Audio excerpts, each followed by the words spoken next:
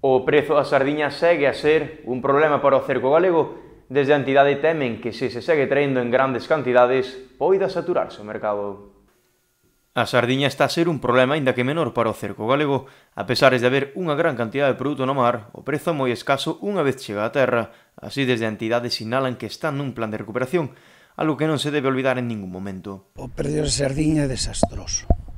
Desastroso. As fábricas non traballan, había moita xouba, peixe recortado bo, que xa non había que traelo para terra, porque se estuvemos nun plan de recuperación, e ainda seguimos estando, porque agora parase a partir de outubro xa de coller a sardiña, botanse moitos meses, deixase moitos meses para recuperar. O mismo peixe pequeno deste ano, pois vai ao coller eses 15 centímetros que vai coller ou máis, xa vai a desovar este mismo ano, vai xa recuperando todo isto. Así mesmo sinalan que as fábricas non están a traballar, un dos principais problemas para que o prezo siga tan baixo.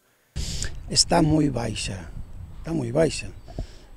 porque o que dixen, as fábricas non traballan. Para fresco, é moita que hai.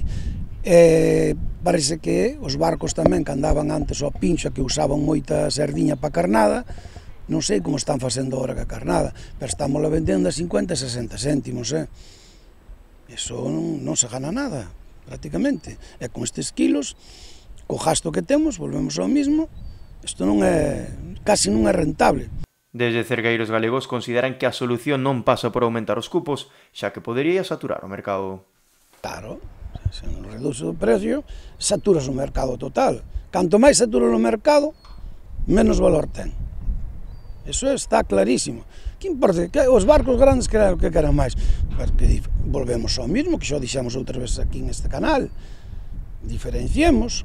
Un barco de 10 homes para arriba, tantas toneladas. E un barco de 10 homes para baixo, pois tantas.